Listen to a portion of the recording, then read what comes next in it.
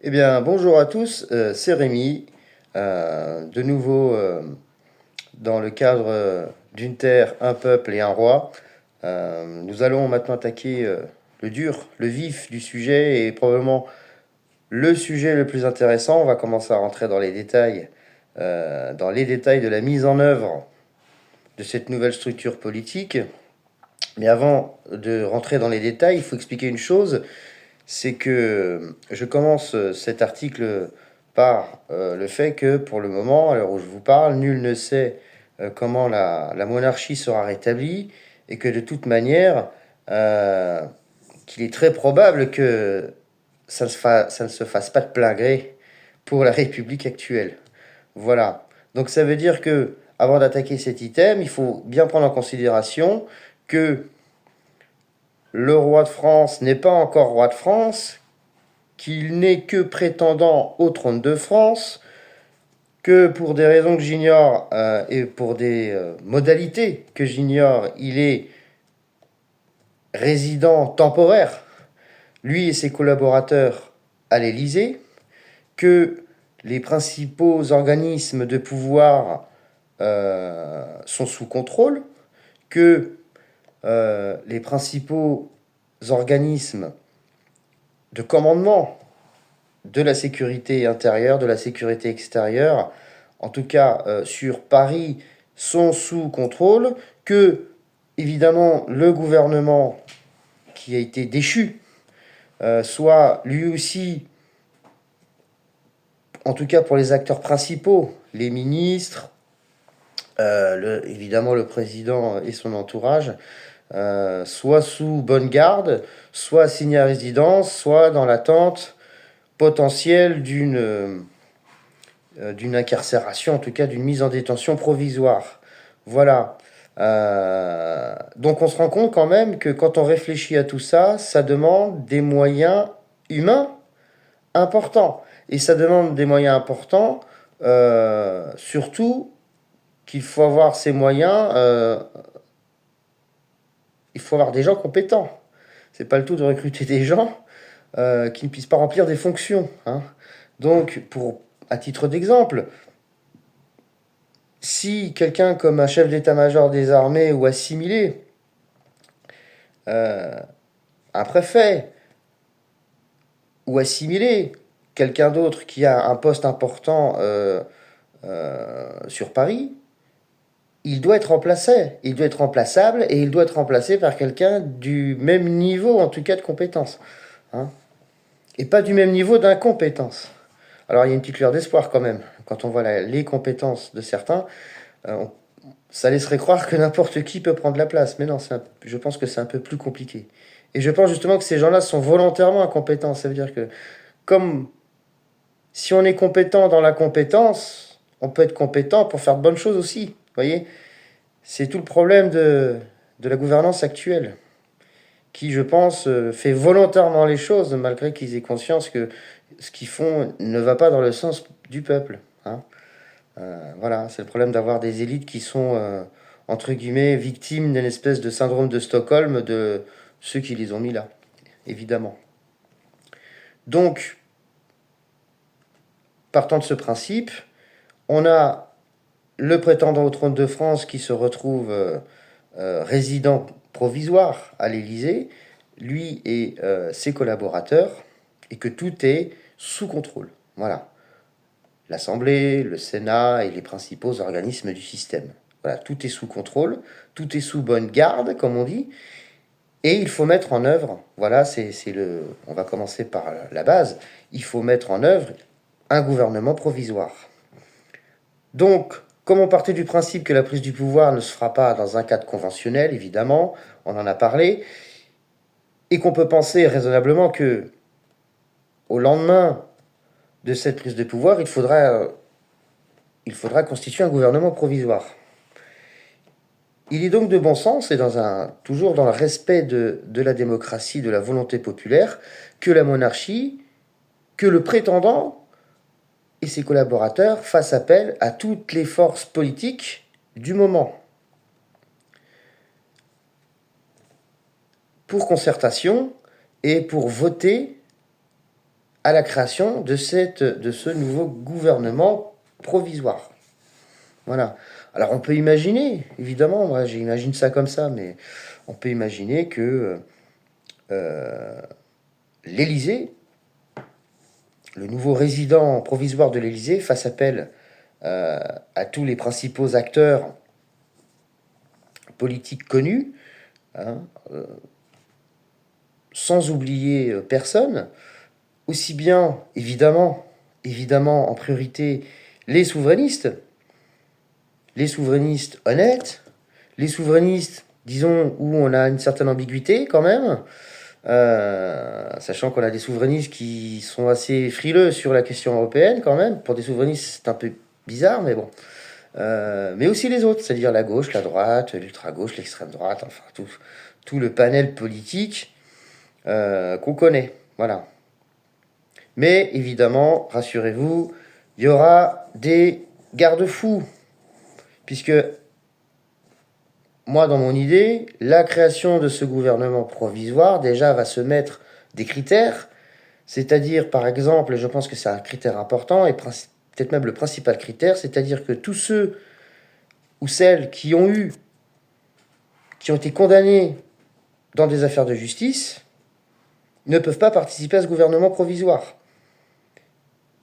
Et ceux qui sont sous le coup d'une enquête, donc ils n'ont pas été condamnés, ils n'ont pas été jugés, mais on peut considérer quand même que tous ceux et toutes celles qui sont sous le coup d'une enquête, ça dépend des raisons, hein, on peut aussi discuter de ça, mais provisoirement, en tout cas, ne pourraient pas accéder à des postes, même à titre provisoire, dans le cadre d'un gouvernement provisoire. Voilà. Donc il va falloir que l'autorité du moment, c'est-à-dire qui a pris le pouvoir, essaye et tente de mettre tout le monde d'accord, de proposer à toutes les couleurs politiques qu'on connaît, déjà en leur posant une question simple, est-ce que vous voulez ou pas faire partie de l'aventure? Certains, par idéologie, probablement diront non, et je pense que ceux-là, de toute façon, ne seront pas éligibles, puisqu'ils ont des casseroles, comme on dit. Donc déjà, eux seront blacklistés, mais pas forcément les gens de leur parti. Donc déjà, ces principaux acteurs qui ont été sous condamnation, déjà ne pourront pas être éligibles au sein même de ce nouveau gouvernement, mais ils pourront avoir évidemment une influence sur ceux qui les seconderaient, qui les releveraient dans ces fonctions-là. Mais bon, c'est le minimum qu'on puisse faire, c'est-à-dire au moins de tendre la main, même à nos adversaires. Voilà. Donc ce que je vois moi par rapport à ça, c'est que on rassemblerait des gens dans le grand salon de l'Élysée, là où moi-même j'avais fait un brunch avec Monsieur Hollande il y a quelques années. Alors je n'étais pas tout seul, évidemment. Et on présentera notre projet politique à l'ensemble des gens qui viendront, parce que c'est pas dit qu'ils viennent tous. Et ensuite, on fera un vote, à main levée, parce qu'on n'est pas très nombreux, et on dira, ok, qui veut pas. Et selon le nombre de mains levées, évidemment, on dira, écoutez, vous, ok, vous êtes de gauche, il serait de bon ton et de bon sens pour le peuple que on vous oriente vers un ministère qui a plus, entre guillemets, plus de questions sociales, etc., etc. Voilà.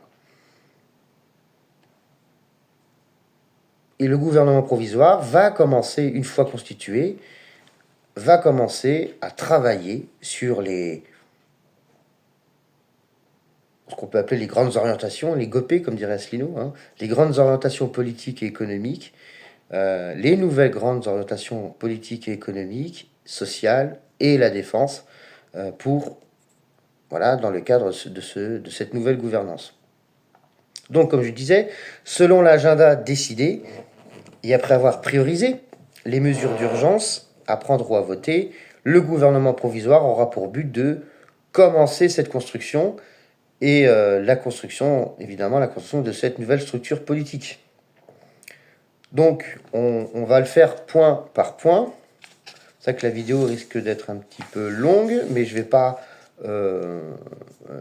trop développer sur chaque point parce que ça prendrait beaucoup de temps. Hein. Mais il y a des évidences, vous verrez, c'est simple. Hein. Voilà, le premier point le plus important, sur lequel on ne peut rien faire, c'est, voilà, il va falloir définir la sortie de l'Union européenne, de l'euro, de l'OTAN et de l'OMS. Sans ça, rien ne sera possible. Deuxième point, redéfinition d'un projet de création de monnaie nationale, redéfinition des objectifs et du budget de l'État, redéfinition de la LPM, hein, la loi de programmation militaire, définition de notre politique étrangère, redéfinition de l'Assemblée, rôle et désignation. Il faut faire un appel d'offres pour un logiciel ou un algorithme de tirage au sort. Ça, c'est dans le cadre de la nouvelle construction de l'Assemblée nationale. On en reparlera.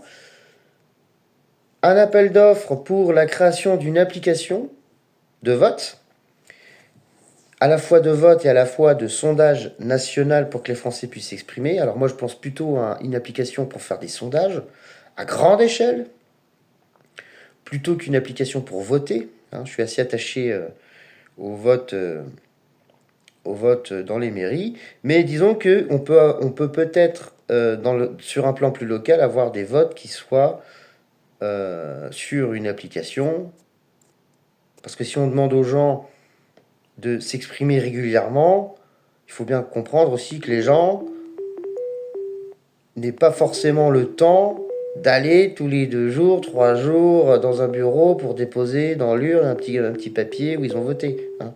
C'est évident. Donc, il est évident que pour les grands votes, hein, les grandes élections hein, à échelle nationale, il faille aller à la mairie, mais pour des choses plus locales, qu'on puisse peut-être utiliser une application, dont la création d'une application smartphone, pour téléphone portable, où les gens pourront répondre à des sondages, ce qui orientera la politique du gouvernement. Les résultats de ces sondages vont informer le gouvernement, orienter probablement le gouvernement dans ses choix, ses propositions de loi ou ses décisions. Mais aussi, à échelle plus locale, on pourra peut-être voter, voilà, pour des projets ou pas, pour à l'échelle municipale, à l'échelle départementale et régionale. Voilà.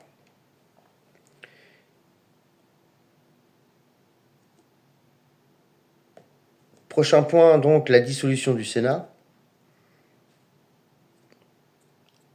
La redéfinition et la réorganisation du Conseil constitutionnel. La définition et la désignation des commissions de contrôle et des secteurs qui le seront attribués. La définition et le rôle des assemblées départementales et régionales. La désignation et le rôle de la Banque de France et de ses agences régionales. Définition et création des corporations de métiers, on en a un petit peu parlé déjà. Définition et usage du rôle des syndicats. Vote et attribution des budgets de l'État. Vote et attribution des budgets de la monarchie. Vote et attribution des politiques de l'impôt national, régional et départemental. Constitution et nomination des émissaires du roi. Création d'une garde royale intégrée au ministère des Armées, qui sera à nouveau rebaptisé ministère de la Défense. Et ça, c'est un point important pour moi, puisque j'en ai fait partie longtemps. Alors, pour la simple raison que quand on s'appelle ministère de la Défense, ben, il y a le mot défense. C'est-à-dire qu'on est une armée qui est créée, qui est constituée, au moins pour se défendre des autres. Quand on s'appelle ministère des Armées, c'est un peu plus flou. On n'est pas dans la défense, sémantiquement parlant. Est-ce qu'on est dans l'agression? Est-ce qu'on est dans l'offense, dans l'offensive? C'est pas clair non plus. Disons qu'on a une position un peu mitigée entre les deux. Et ça donne pas un bon message à l'international et à l'échelle nationale non plus. Donc on peut retrouver ce terme de ministère de la Défense. Parce que le but, évidemment, d'une armée dans un contexte démocratique, hein, et même républicain, si je puis dire, c'est une armée qui passerait toute sa vie à s'entraîner sans avoir l'intention de faire la guerre, mais qui s'y prépare. Voilà. On peut pas, on peut pas vouloir une guerre juste pour dire, pour justifier le salaire de nos soldats. Ce sont ce qu'on appelle un mal nécessaire, l'armée. Certains pensent qu'elle est inutile parce qu'on est en temps de paix. Mais justement, c'est peut-être parce que notre armée est là, est présente et est forte que nous sommes encore en temps de paix. À méditer. Définition et encadrement des partis politiques, ça me tient beaucoup à cœur. Définition et encadrement des hauts fonctionnaires de l'État et des fonctionnaires dits royaux. Création des agences de doléances gérées par les émissaires du roi à échelle départementale. Alors ça aussi, on peut en parler. Les agents de doléances, c'est un moyen supplémentaire de connaître les préoccupations du peuple, en plus de la voix des députés et en plus des sondages. Voilà, on a 3 leviers importants qui nous permettent, entre guillemets, au final, quand il faudra voter ou proposer des lois, qui nous permettent de ne pas nous planter, en gros, et d'être à peu près, et d'être au plus proche, justement, de la volonté populaire. Voilà. Mais on y reviendra. Et dernier point, hein, évidemment, redéfinition et rôle des médias. Voilà, j'en ai terminé pour la présentation des points. Maintenant, on va aller dans le développement progressif de ces points. Je vous remercie et vous souhaite une bonne journée.